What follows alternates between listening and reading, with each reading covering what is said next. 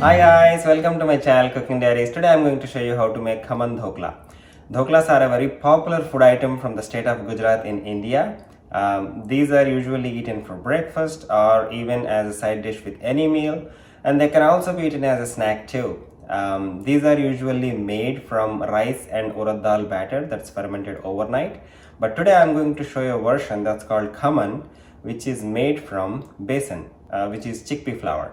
And so now chickpea flour is usually high in protein content relatively, and these dhoklas are made by steaming the batter, not by frying them. So it does make for a delicious and healthy bite. So without further delay, let's get started. To make dhoklas, we would need 1.5 cup of chickpea flour or besan. Make sure you put the flour through sieve so that it's fine and there are no lumps in it. 1.5 tablespoons of semolina, 4 teaspoons of sugar, 1/4 teaspoon of salt, 1 teaspoon of ginger and green chili paste, and we are going to use that is fruit salt to instant ferment our batter. We are going to use 2 teaspoons of eno. Here we have 2 tablespoons of oil for our tempering, half a teaspoon of mustard seeds, half a teaspoon of sesame seeds, 3 green chilies slit and cut into halves, some curry leaves, and 1/4 cup of water that we will add to our tempering. Here are 2 optional ingredients that we are going to use for our garnish: some shredded coconut and chopped coriander leaves. Right, for our first step, let's add our semolina, sugar, salt, and the ginger and chili paste. Give it a quick mix.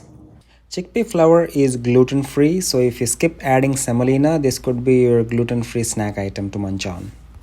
We would probably need about a cup of water to mix this into a batter, but after this we will add 1 tablespoon at a time if we need any more. We want to make a batter that is not too thin or too thick. I forgot to mention this earlier, but we are going to add about a tablespoon of lemon juice to the batter.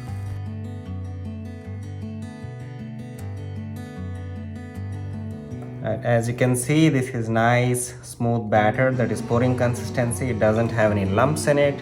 So now we are ready to add our eno, that is fruit salt. But before doing that, let's grease our pan. So here I have 8-inch cake pan. You could use 6-inch or 7 inches, whatever you have on hand. I'm gonna just use a little bit of oil to grease it. If you don't have cake pan, don't worry, you could use any type of pan to bake this. You could even use those steel tiffin boxes that we usually have at home to make these dhoklas. Alright, once our pan is greased, let's add 2 teaspoons of eno, that is fruit salt. Just a little bit of water on top. As you can see, it bubbles, and then give it a quick mix.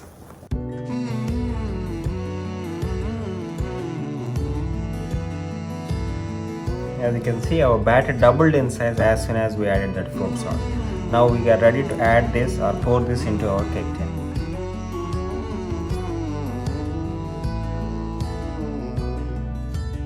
Do not tap it onto the counter like how you usually do it for the cakes. Just using a spoon, try to smooth it out as much as you can. Alright, now we are ready to steam our dhoklas. So here I have a big pot on high heat with water in it boiling to steam our dhoklas. I'm going to place a stand in the boiling water and then place our pan with batter in it to steam our dhoklas.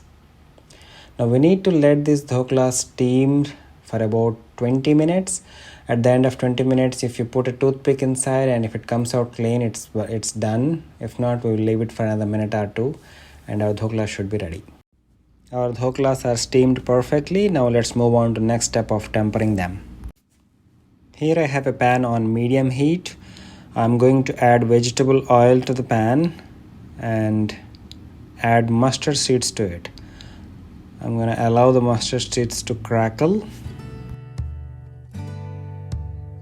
Once you notice that the mustard seeds are spluttering, reduce the flame and add your sesame seeds and curry leaves and also your green chili and continue to cook for a few more seconds.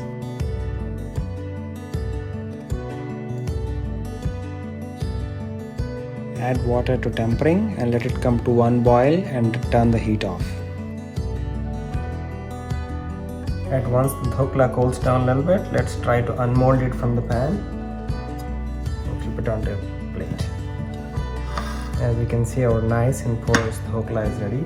Now try to cut into pieces using slightly greased knife so that it doesn't stick to dhokla. Now spoon the tempering onto all of the dhokla. Try to pour it on all parts without missing anything.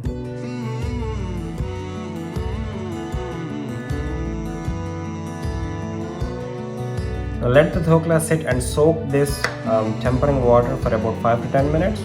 Then our dhoklas are ready to enjoy.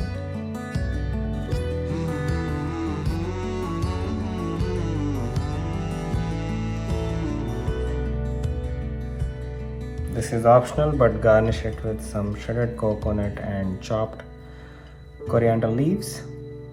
There we have our tasty, yummy khaman dhokla is ready.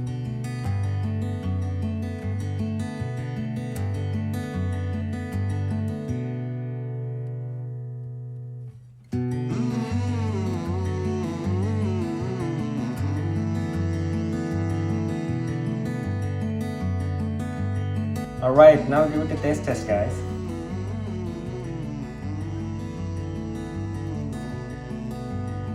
It's nice, it's soft, it's fluffy, it has that hint of sweetness coming through.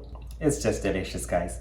I hope you guys like this dhokla. Give me a thumbs up and make sure to hit that subscribe button so that I can see another video. Until then, bye.